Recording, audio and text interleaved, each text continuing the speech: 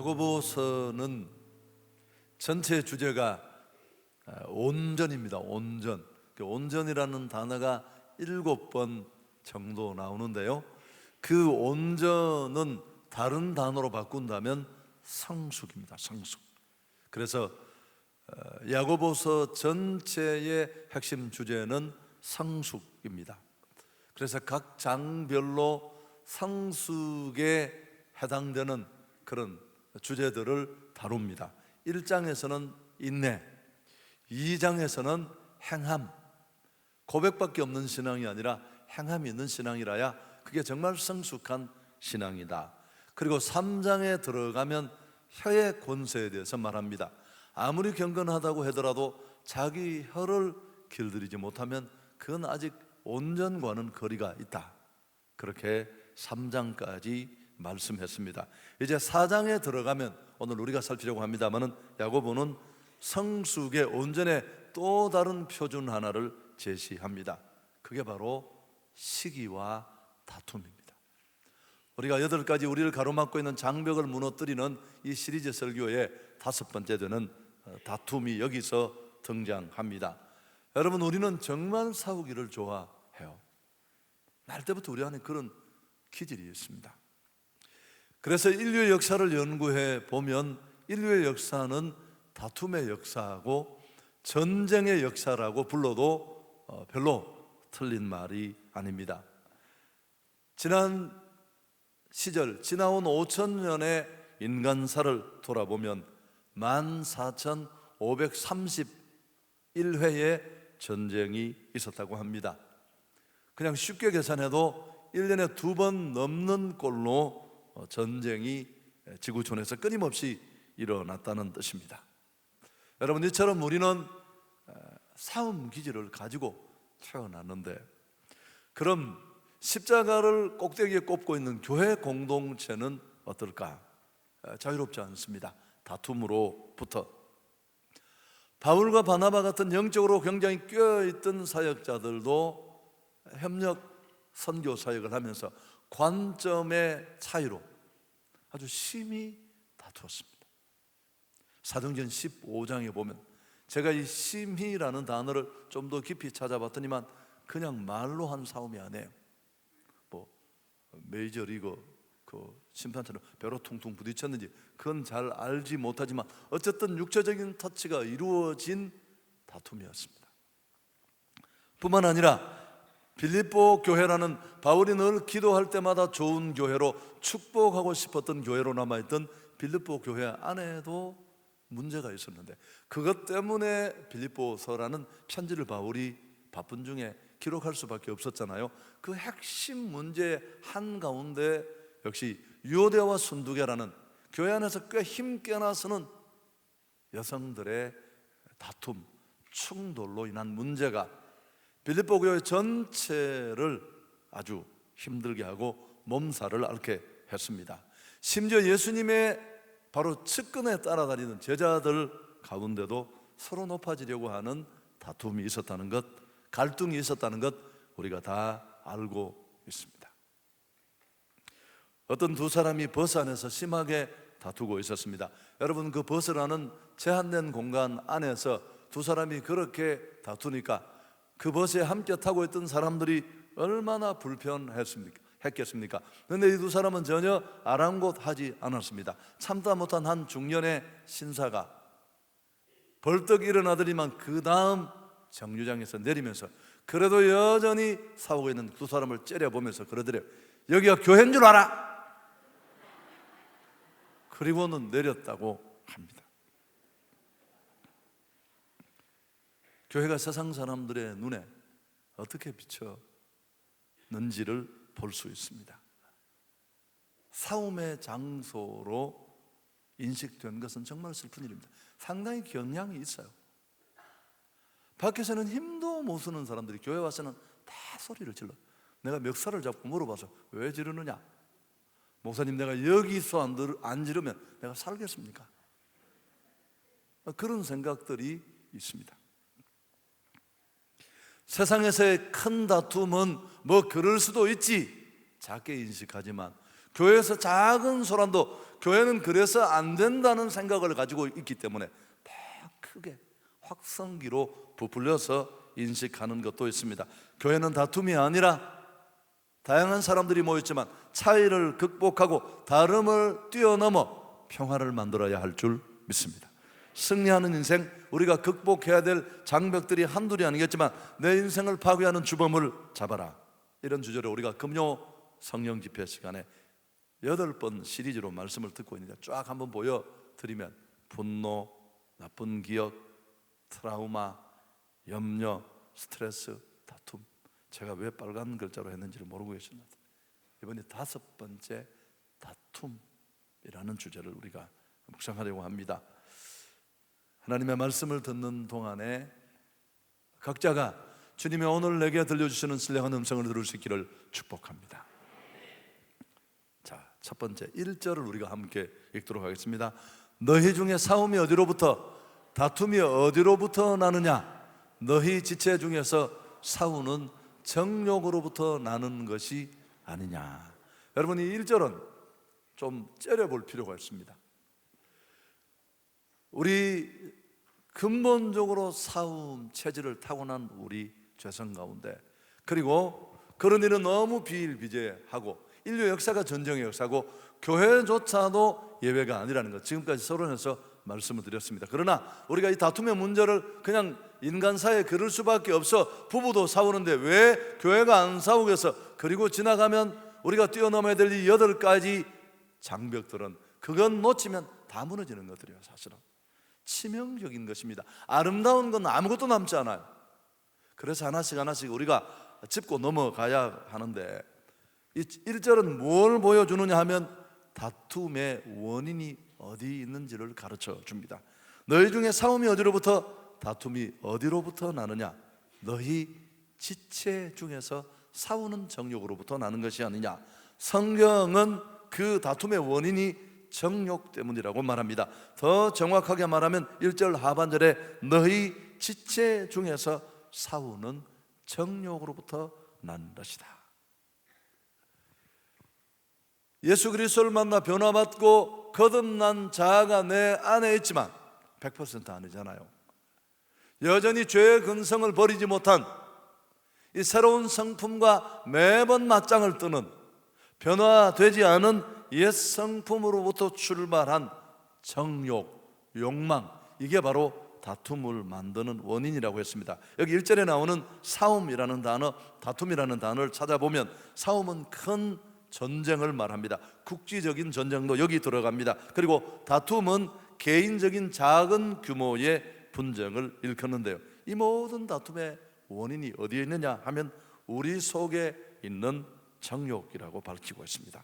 여러분, 정욕이 무엇이냐 하면 우리 속에 숨어있는 변화받지 못한 옛 성품으로부터 출발하는 이기적인 욕망을 총칭하는 것입니다. 야고보서 1장에는 욕심이 잉태한 즉 죄를 낳고 할 때 그 욕심으로 표현되기도 했습니다. 나는 예수 믿고 달라졌지만 신분이 바뀌고 내 안에 거룩한 하나님의 영이 내 몸을 성전으로 삼고 와 있습니다. 사실 이 성전보다 이 성전이 더 중요해요. 그렇지만 여전히 변화받지 못한 옛 성품의 잔재로 남아있는 악한 충동, 육체적 욕망, 명예, 물질욕, 이런 욕망, 욕심들, 이기적인 욕구들을 총칭하는 말이 오늘 나와 있는 정욕입니다.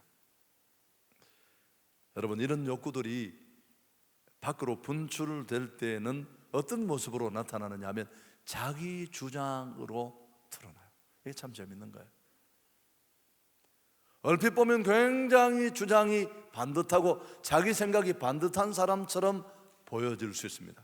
그러나 사실은 그 저면을 헤치고 들어가 보면 이런 의식들이, 욕망들이 그렇게 분출되는 것입니다. 이 자기 주장이 비슷하게 자기 주장을 굽히지 않는 그런 강렬한 의지를 가진 사람과 만나 충돌할 때, 누구 하나가 뒤로 물러서지 않을 때, 그때 일어나는 게 바로 다툼이라는 겁니다. 여러분, 인간이 자기 주장을 내려놓지 않는 한, 우리가 욕망을 완전히 꺾어버리지 않는 한 인간사의 다툼은 피해 갈 수 없습니다. 당시 유대인들은 아주 분쟁과 논쟁을 좋아하기로 유명한 사람들이었습니다. 그것이 초대교회 내부에도 정말 많은 문제들을 유발했는데요, 오늘 1절에 나와 있는 너희 중에라는 말은 오늘 이 분쟁이 교회 안의 분쟁이라는 뜻입니다. 이 너희 중에라는 말을 통해 1세기 그 뜨겁고 은사가 아주 화려하고 찬란했던 초대교회 안에도 슬그머니 자기 주장을 분명히 하는 개성 있는 사람처럼 보이게 옷을 갈아입은 욕망으로부터 출발한 변화되지 않은 자아가 분출하는 자기 주장을 강렬하게 해서 편을 가르고 다툼을 유발해서 성령이 하나 되게 하신 것을 깨트리는 갈등들이 곳곳에 있었다는 뜻입니다. 근데 문제는, 여러분, 문제를 일으키는 사람들은 항상 뭐라고 생각할까요? 이 분쟁의 당사자들은 항상 어떤 생각을 가지고 있습니까? 오늘 이 다툼의 원인은 밖에 있다고 생각해요. 자신이 아니고 다른 사람, 그리고 자기 밖에 있다고 생각하는데 지금도 다르지 않습니다. 내 탓입니다 라고 누구 한 사람만 얘기하면 그 문제는 끝나는 거예요. 가정이 정말 엉망이 되었는데 아내나 남편 중에 누구 한 사람이 진심으로 하나님 앞에서 그건 내 탓입니다, 내가 더 많이 기도하지 못하고, 내가 바로 살지 못하고, 내가 정직한 신앙인으로 살지 못해서 그렇습니다, 그건 게임 끝나는 거예요. 야고보는 당시 이런 생각을 가진 사람들을 향해 문제는 내 밖에 있고 내가 오늘 분노하고 다투는 건 그럴 만한 거리가 누군가가 주어졌기 때문에 그렇다고 생각하는 그 시대의 사람들의 의표를 찌른 것입니다. 분쟁의 원인은 너 안에 있다고. 아멘. 여러분, 그 원인이 뭐라고 합니까? 다툼의 원인이 자기 안에 있는 싸움 때문이라는 겁니다.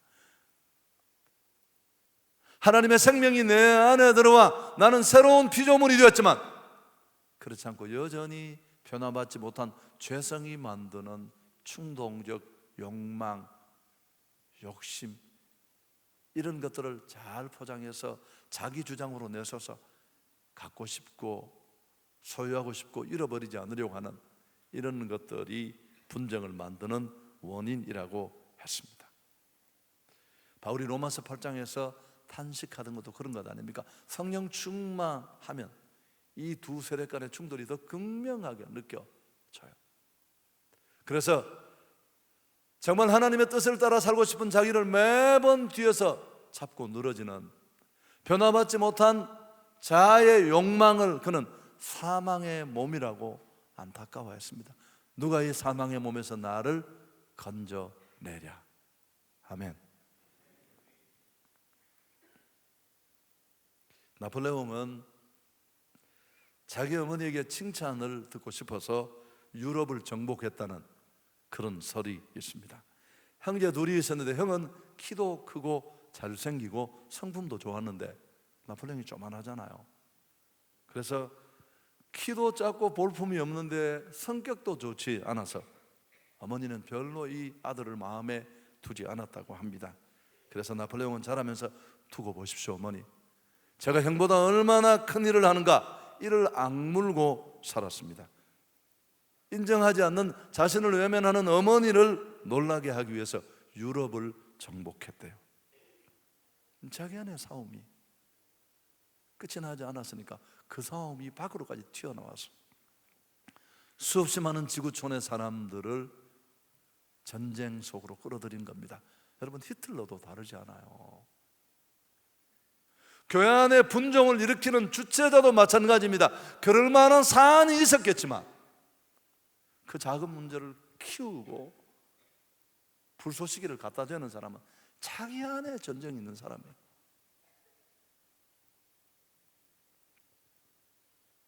자, 두 번째, 그렇다면 이런 다툼이 어떤 결과를 가져오는지 2절이 보여줍니다. 함께 읽습니다. 너희는 욕심을 내어도 얻지 못하여 살인하며 시기하여도 능히 취하지 못함으로 다투고 싸우는도다. 이런 자기 주장, 죄로부터 시작된 욕망이 이끄는 자기 주장으로 무장한 사람은 끊임없이 시기심에 불타서 계속 가는 곳마다 전투를 일으킵니다. 정의의 이름으로, 또 무슨 어떤 이름으로든지. 그리고 급기야는 죽이는 일도 서슴지 않습니다. 여기 나와 있는 이 살인은 문자적인 살인만을 의미하는 것을 아닙니다. 가치 있는 것들을 다 파괴해요. 우리말 쉬운 번역은 이 다툼의 결과가 만드는 2절을 이렇게 번역했습니다. 여러분은 사람을 죽여서라도 자신이 갖고 싶은 것을 빼앗아 가지려고 합니다. 인간이 욕망의 포로가 되고 죄성이 이끌어가는 욕망에 붙들려서 점점 자아가 견고해지면 정말 소중한 것을 죽이는 걸 전혀 안타까워하지 않습니다.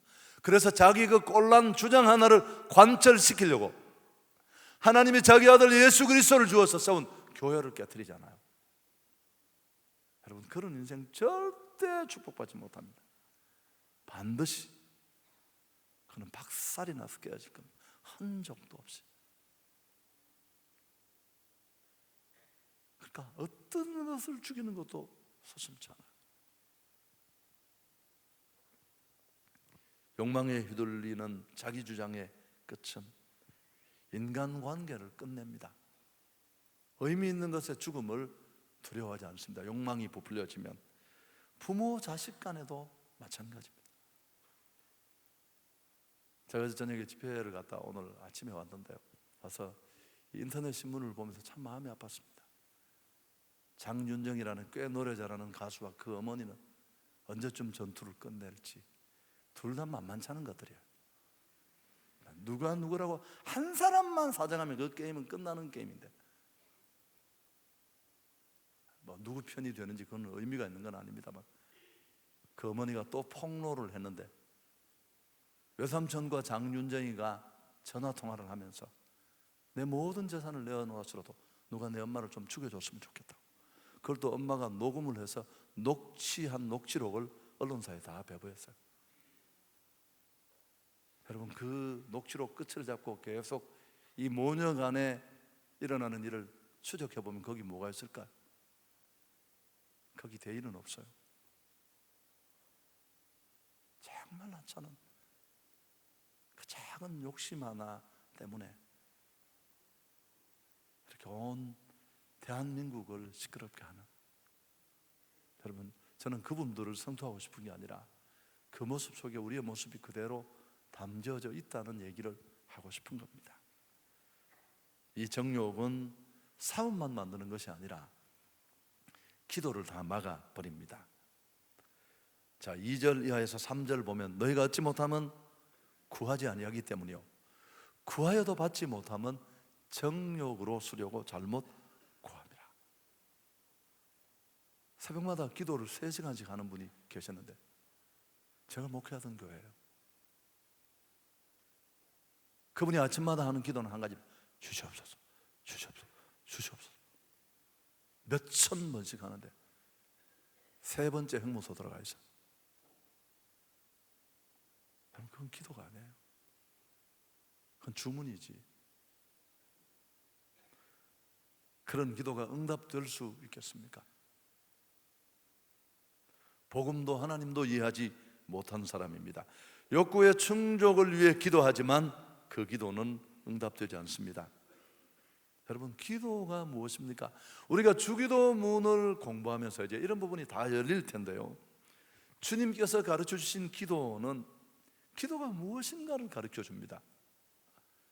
여러분, 기도는 성도에게 호흡과 같아서, 또 하나님이 우리에게 변화된 신분에 걸맞는 삶을 예수 공동체 구성원에게 예수께서 요구하시는데, 그런 실제적인 삶의 강령들이 산상수훈에 집중적으로 들어있는데, 그 산상수훈의 구조 한중간에 주기도문이 놓였다는 것, 고백만 가지고, 결심만 가지고, 바뀐 신분에 대한 인식만으로 우리는 그렇게 살 수 없다는 겁니다. 그렇게 살 수 있는 힘이 우리 안에는 없으니까요.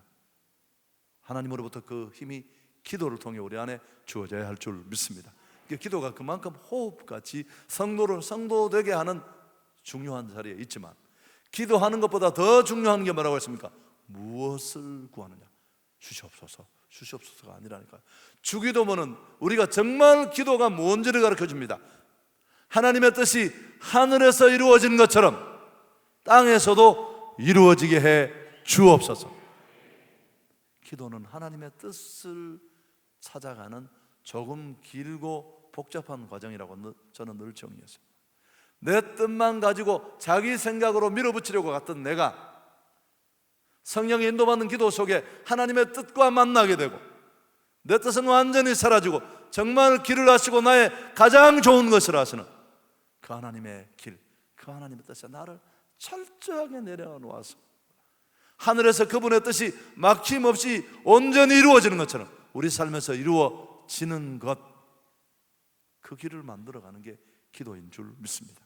그렇게 기도해서 신랑감 모르면 자매님 어떨 것 같아요? 최고의 신랑감. 10년 살면 10년 사는 것처럼 참 내가 어쩌다가 이렇게 시집을 잘 갔을까? 뭐 그런 생각, 모든 일이었어요. 기도는 내 뜻을 포기하고 내 자아의 주장을 찍어내고 하나님의 뜻을 받아들이는 것입니다. 그래서 기도는 무엇을 기도하느냐가 중요한 것입니다. 여러분, 정욕의 노예가 되면 그래서 마침내는 주변 사람들과만 원수가 되는 게 아니고 하나님과 원수가 되는 거예요. 왜? 욕심이 막 휘두르는 것은 하나님 뜻은 다 사라지고 자기 뜻밖에 없어요. 4절 같이 읽겠습니다. 가늠한 여인들아, 세상과 벗된 것이 하나님과 원수됨을 알지 못하느냐. 욕망에 포로되어서 세상을 탐식하는 사람들을 영적 간음으로 보고 한 말씀입니다. 여기서 말하는 세상은 하나님의 통치, 하나님의 뜻이 완전히 무시되는 곳, 자기 주장만 난무하는 곳. 지난주 다락방 리더 공부에 이 공부를 했는데요, 사사시대가 그런 곳이었습니다. 하나님의 말씀은 있지만 그저 구호고, 듣지만 그렇게 살겠다는 마음의 소원을 가지고 듣는 사람은 아무도 없습니다. 목청 큰 사람이 장땡이었습니다. 각자 자기 소견에 오른 대로 행했더라. 성경 역사에 가장 암울했던 사사기의 비극이 그렇게 시작되었습니다. 여러분, 신앙은 그래서 방향이에요. 자기 주장을 내려놓는 것입니다. 그리고 기꺼이 확실히는 알 수 없지만 그 하나님의 통치와 다스림을 받아들이는 것, 그게 바로 믿음인 줄 믿습니다. 그렇지만 자기 욕구와 욕망의 포로가 된 사람은 자기 삶에서 마침내 하나님을 밀어내게 되는 것, 그래서 철저하게 그분과 맞서는 원수가 될 수밖에 없습니다. 이 광야 같은 세상에 주님과 친구 되어서 동행하는 일은 물 건너가는 것입니다. 주의 날개 아래 거하는 것, 주의 임재 안에 거하는 것, 나의 가장 큰 소망, 나의 가장 큰 은혜, 주와 함께 동행하는. 끝에 조금 어렵습니다. 이 동행하는 게 원래 쉬운 일이 아니에요. 여러분, 이런 축복을 누릴 수 있기를 축원합니다. 다툼은 주변만 관계를 시끄럽게 하는 줄 알지만 안 해요.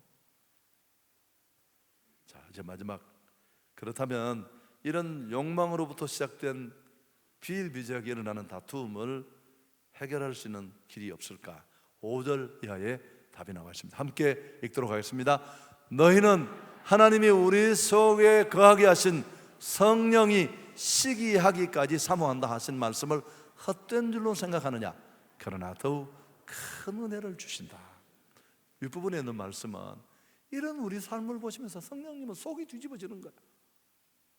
아니, 그렇게 살라고 내가 너희를 구원한 게 아닌데 그런 삶으로 다투고 중요한 거 다 닫아버리고 살라고 내가 너를 위해 피 흘린 게 아닌데 우리 안에 와 계신 성령이 너무너무 탄식하는 겁니다. 그러면서 뭐라고 말하냐면 더욱 큰 은혜를 주신다. 이게 키예요. 6절 상반절에는. 쉬운 우리말 성경은 이 부분을 이렇게 번역했습니다. 하나님께서는 우리에게 모든 악한 욕망에 대항할 힘을 주십니다. 아멘. 우리가 죄의 작은 충동 때문에 중요한 것들을 잃어버리고 중요한 길을 막고 그렇게 성령 하나님을 근심하게 하는 삶을 그분은 탄식하면서 보시지만, 종례적으로 하나님은 우리 안에 일어나는 그런 모든 악한 욕망에 대항할 힘을 주신다고 약속하셨습니다. 아멘. 그래서 우리는 7절에 나와 있는 것처럼 그런즉 너희는 하나님께 복종할지어다. 이 군대의 용어입니다. 하나님 아래 자신을 둔다는 거예요.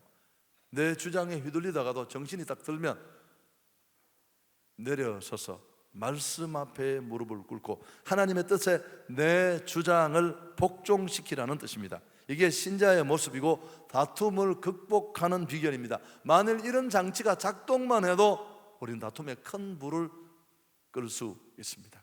내 뜻이 나 누구의 뜻이 아니라 바로 하나님의 뜻이고 그 말씀의 권위 아래 복종할 때 우리는 평안을 얻는 첫걸음을 내딛게 됩니다. 뿐만 아니라 7절 하반절에 보면 마귀를 대적하라 그리하면 너희를 피하리라. 서로 의견이 분분하고 또 내 주장을 관철시키겠다는 욕망이 휘두르는 다툼이 막 주변을 향해 날아가면, 이런 다툼이 촉발될 때 우리는 분별력을 잃어버립니다. 진짜 우리 적이 누군지를 몰라요. 라면 땅 하나 가지고 지껏 다 먹고 언니 거 뺏어 먹으려고 막 울고 깽판 치면 언니인 줄도 몰라요. 욕도 하고 그 페이스북에 보니까 네가 아니냐 하고 막 따지는 아이 봤죠. 언니가 동생한테 그렇게 할 수 있느냐 하고 다 뺏어 먹잖아. 그런 것처럼 전혀 분별력이 없어요. 목사도 모르고 장로도 모르고 아래 위도 모르고. 여러분, 서로 의견이 다르고 생각이 달라도 우리는 한 형제고 자매입니다. 우리가 싸워야 될 공동의 적이 있다는 생각을 한다면 우리는 그렇게까지 달려가면 안 됩니다. 그래서 오늘 말씀은 마귀를 대적하라.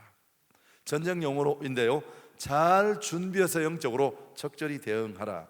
마귀는 다툼과 분쟁을 너무너무 사랑합니다. 맨날 권장하러 다녀요. 337 337.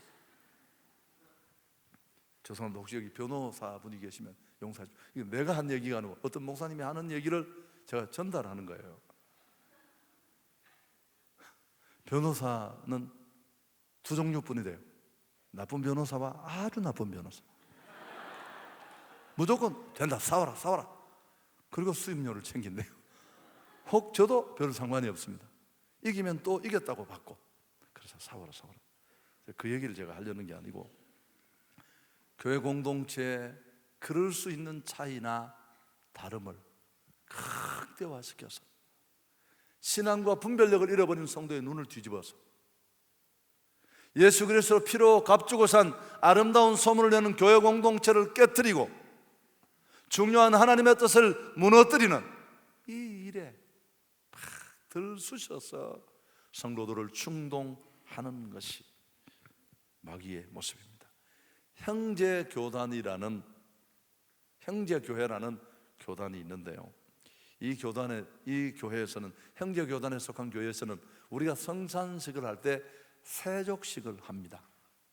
세족식은 예수님이 제자들 그 샌들 실은 때 묻은 발을 씻겨 주던 데서부터 유래가 됐는데, 그래서 이제 형제교단의 어느 교회에서 세족식을 하는데 목사가 마주보고 이렇게 앉아서 발을 씻겨주는데 꼭 왼쪽 발부터 씻겨주는 겁니다. 당연히 마주보고 있으니까 오른손으로 잡으면 앉아있는 성도는 왼발이 될 수밖에 없는 겁니다. 그런데 그 교회 집사님 중에 제일 스님 집사님은 오른쪽 발부터 씻겨야 된다는 생각을 가지고 있었습니다. 성경에 그런 내용은 없지만 어떻게 왼발부터 씻기냐 고민하다가 이분이 목사님에게 건의를 했습니다. 목사님, 오른발부터 씻겨주시면 좋겠습니다. 목사님은 성경에도 없는 억지를 부리니까 무시했습니다. 그렇지만 이 집사님은 다음번 세족식 때는 그래도 나의 이런 주장을 고려해서 오른발부터 씻겨주시겠지 했는데 목사님은 역시 왼발부터 씻었습니다. 이 집사님은 참지 못하고 성도들에게 오른쪽 발부터 씻겨야 된다, 그렇게 성도들을 편을 갈라 나가서 교회를 개척하고 교단을 만들었습니다. 그 교회 이름이 오른발 교회입니다. 지금도 미국에 있는 교회예요. 참 웃기는 얘기죠. 여러분, 제가 이번에 이 다툼이라는 설교를 준비하면서 외국 자료를 봤는데 미국 교회도 다르지 않아요. 우리만큼 빈번하지 않아도 기질이 있어요. 기질. 막 다투고 싸우고 은혜가 떨어지면 뭐 피부색 상관없습니다.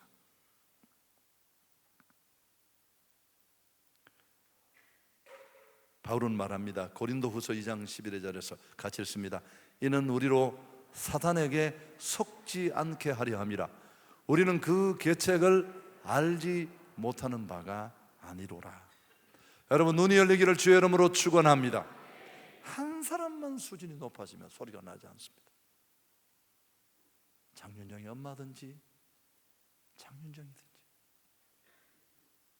어머니, 제가 그래도 잘못했습니다. 딸아, 어미가 제정신이 아니었구나. 둘이 똑같다는 뜻이에요. 어느 편도 들 수 없습니다. 우리는 마귀의 전술을 알고 그가 어떻게 일하는지 우리는 알아야 할 줄 믿습니다. 우리의 정욕과 자기 주장의 노예가 되어서 다투고 있을 때 마귀는 우리 귀에 속삭입니다. 너 참을 만큼 참았어. 살아있으면 그 정도는 네 얘기를 해야 돼. 야, 넌 자존심도 없어? 이렇게 우리를 충동합니다. 이때 우리가 영적 분별력이 있어야 할 줄 믿습니다. 그때 우리는 열린 눈으로 마귀야, 내 그럴 줄 알았다. 그리고 성령의 하나 되게 하신 것을 힘써 붙잡고 양보하고 돌아서면 나도 살고 교회도 살게 될 줄 믿습니다. 예전에 TV 프로그램 중에 그런 게 기억나십니까? 교장 선생님을 웃겨라. 기억이 혹 안 나시더라도 내 저장 용량의 한계 때문이다 그렇게 생각하고 아는 척이라도 몇 사람이 해주십시오. 이 게임은 간단, 학생들이 나와서 교장 선생님이 웃으면 끝나는 게임이에요. 여러분, 우리는 사탄과 비슷한 게임을 하고 있습니다. 개성이나 다름을 차이가 아니라, 다양성이 아니라 부추기고 충동해서 자기 주장을 극도로 세우는, 성령과는 거리가 있는 몇 사람을 이렇게 들쑤셔서 문제가 일어나서 수습이 안 되고 이게 다툼으로, 싸움으로 번지면 게임은 끝나요. 우리가 혈기버리고 욱하는 마음을 드러낸 그 순간 틈으로 삼아 사단은 자리를 차지하고 들어와서 우리 삶의 모든 소중한 것들을 하나도 남기지 않고 깨뜨려 버립니다. 여러분, 무엇보다도 공동체를 초토화시켜서 에너지를 거기 다 소진해서 선교하지 못해요. 시끄러운 교회가 선교할 수 있겠습니까? 의견 조율도 안 되는데. 마지막 가장 중요한 결정이 8절에 나옵니다. 우리가 큰 소리로 함께 읽습니다. 하나님을 가까이 하라. 그리하면 너희를 가까이 하시리라. 이게 우리가 다툼으로부터 벗어날 수 있는 결정적인 답입니다. 하나님과 가까워지면 가까워질수록 우리는 사람들과 더 잘 지낼 수 있습니다. 사이다 먹고 카페에서 네 한 잔 쏘고 내 한 잔 쏘고, 여러분, 그래서 가까워지는 거예요. 누가 3번 쏘는데 잊어버리고 1번밖에 안 쏘다. 우린 집에 가서 사준 걸 다 적어 놓잖아요. 어떻게 인간이 이럴 수가 있느냐.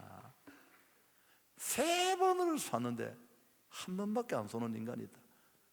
세상 법칙도 모르는 놈이라고 그렇게 마음의 울분을 조금 가지고 있다가 4번째 쐈는데도 안 쏘면 거래를 끊습니다. 우리는 지금 상종할 가치가 없다.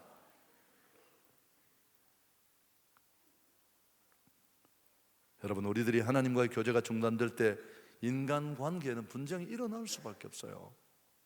차이를 우리는 불편하게 느끼고 다양성이 문제라고 생각하고 다른 걸 틀렸다고 이해하게 되고 마침내 어려움이 맞습니다. 가정, 교회 예외가 아닙니다.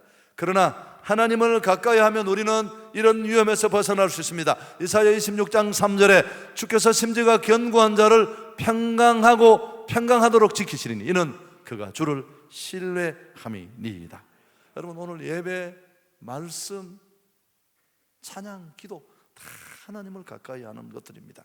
하나님을 가까이 하면 완전한 평강으로 우리를 인도해 주실 줄 믿습니다. 여러분, 새벽에 보좌 앞으로 나오십시오. 저는 새벽 기도를 한성교회를 위해서 하는 게 아니라 나를 위해서요. 불같은 내 성질이 그나마 그거라도 해야 좀 조율이 돼요. 말씀과 기도로 무장한다면 승리할 수 있습니다. 여러분, 금요 집회에 나와서 내 허망함을 내려놓고 통곡하며 부르짖을 수 있기를 바랍니다. 하나님, 나는 이렇게 약합니다. 매번 충동과 다툼에 휘둘리는 때가 너무너무 많습니다.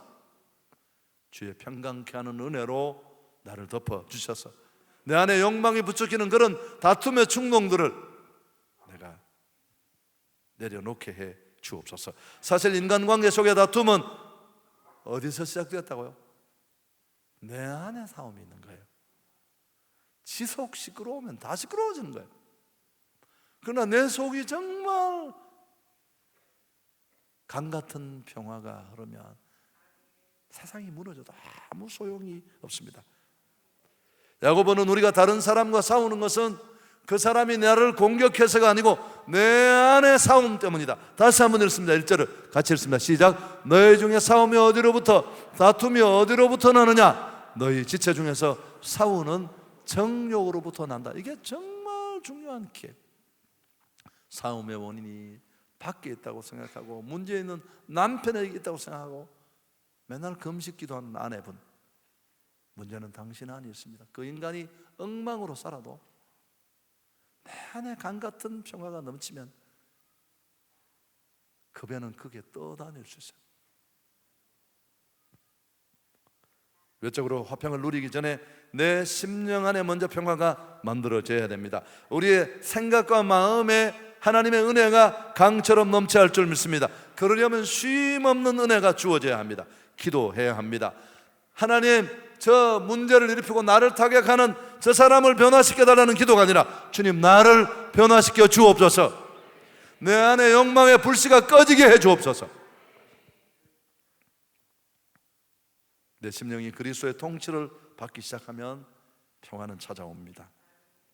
로마서 8장 1절에 가면 7장에서 사망의 몸이 나를 매번 괴롭힌다고 절규하듯 탄식하던 바울이 로마서 8장 1절에 가면 승리의 탄성을 쏟아놓습니다. 함께 읽을까요? 그러므로 이제 그리스도 예수 안에 있는 자에게는 결코 정죄함이 없나니 이는 그리스도 예수 안에 있는 생명의 성령의 법이 죄와 사망의 법에서 너를 해방하였습니다. 은혜를 통한 성령으로 말미암는 하나님의 평화가 우리 안에 날마다 흘러넘쳐야 할 줄 믿습니다. 여러분, 다툼은 누가 뭐라고 대들어도 내 안에 평화가 있으면 그냥 씩 웃고 지나가는 겁니다. 그럴 수도 있지. 그러나 속 시끄러운 사람에게는 어떤 차이도 넘어가지 못합니다. 자기 주장으로 결국은 모든 것들을 날려버리게 됩니다. 오늘 말씀이 여러분 안에 깊이 남아 실제 삶의 문제 속에서 적용할 때 더 큰 변화를 만들 수 있기를 축복합니다.